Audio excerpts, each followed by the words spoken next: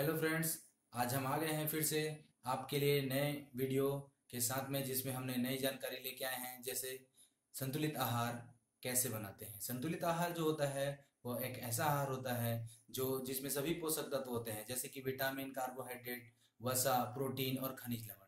यह पोषक आहार जैसे मनुष्यों के लिए बहुत ज़्यादा जरूरी होता है, उसी तरीके से क्या होता है, पशुओं के लिए भी जरूरी होता है। तो दोस्तों, ये आहार हमें कैसे बनाना है वो हम आपको इस वीडियो में बता रहे हैं। सब्सक्राइब कीजिए ई ज्ञान कृषि दर्शन चैनल को और बेल आइकन पे प्रेस करें ताकि हमारे वीडियो आप तक पहुंच सके सबसे पहले।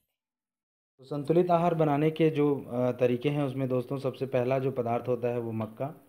मक्का जो होता है वो होता है कार्बोहाइड्रेट से भरपूर, और वो पूरी तरीके से कार्बोहाइड्रेट की पूर्ति करता है। तो वैसे तो हम पशुओं को 2.5 किलो दूध पर 1 किलो दाना मिक्सचर देने के को ज़्यादा हम उपयोग में लाते हैं। तो उस हिसाब से 100 किलो का अगर मिक्सचर है तो उसका हम यहाँ पे आकलन कर रहे हैं। तो जैसे कि यहाँ पे हम पहला पहला जो पदार्थ लेते हैं वो मक्का होता है। मक्का का चूरा भी है वो ज़्यादा सस्ते दामों पर हमें उपलब्ध हो जाता है।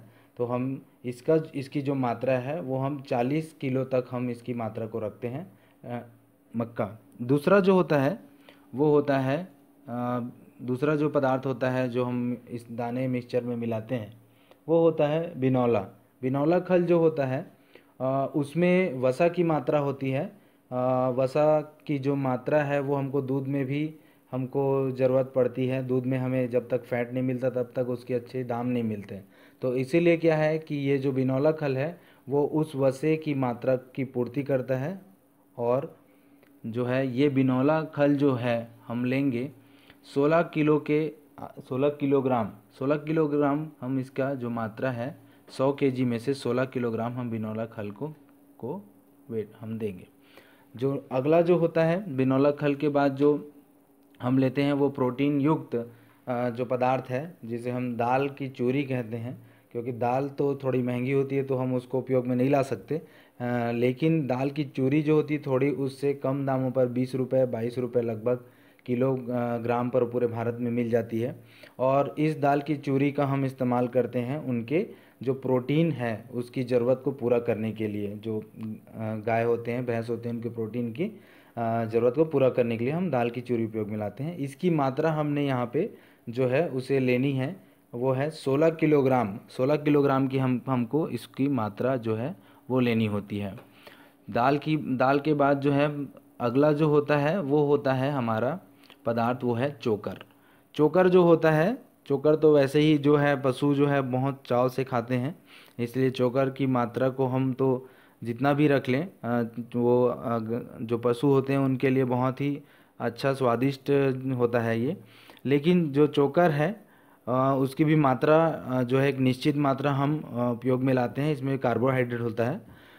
तो इसमें जो है हम 25 किलोग्राम जो है चोकर की मात्रा को यूज़ करते हैं दाना मिक्सचर बनाने के लिए। अगला जो पदार्थ है जो हम मिलाते हैं वो एक होता है मिनरल मिक्सचर। मिनरल मिक्सचर जो होता है वो एक्चुअल में विभिन्न जो कैल्शियम विटामिन्स के ये मिनरल्स होते हैं जो उनके मिक्सचर्स होते हैं। क्योंकि ये जो है उनको जो अन्य जो हमारे अनाज हैं, अन्न है, उनसे नहीं मिल पाता। इसलिए क्या करते हैं कि हम इस मिनरल मिक्सचर को उस जो दाना मिक्सचर है उसमें मिला देते हैं। अब कितना मिलाते हैं तो 100 किलोग्राम में हम क्या करते हैं 2 kg जो मिनरल मिक्सचर है, ये अलग अलग पैकेटों में आता है, 1 kg 2 kg 5 kg के उसमें आता है, अलग अलग कंपनी का आता है। तो हम इसमें 2 किलोग्राम मिनरल मिक्सचर मिला देते हैं। और अगला जो होता है ना, जो होता है जो सामान्य सी चीज़ है लेकिन बहुत ही उपयोगी होती है, जो होता है वो है नमक। नमक जो होता है वो सबके लिए ज़रूरी है, वैसे ही पशुओं के लिए भी ज़रूरी है। तो नमक हम 100 किलोग्राम में ज़्यादा नहीं मिला करके, ज़्यादा से भी नुकसान है, कम से भी नुकसान है। तो नमक की पूर्ति करने के लिए हम नमक जो है 1 किलोग्राम इस 100 kg के मिश्रण में हम यूज़ करते हैं। इस तरीके से दोस्तों पूरा का पूरा जो है वो हमारा 100 kg का 100 kg का हमारा दाना मिक्सचर बनता है। और यह पूरी तरीके से संतुलित होता है। इसको अच्छे तरीके से आप मिला लीजिए और जो भी है 2.5 किलोग्राम पे आप 1 किलो देना चाहते हैं तो उस हिसाब से आप 1 किलोग्राम इसको भिगा कर आप दे सकते हैं। धन्यवाद।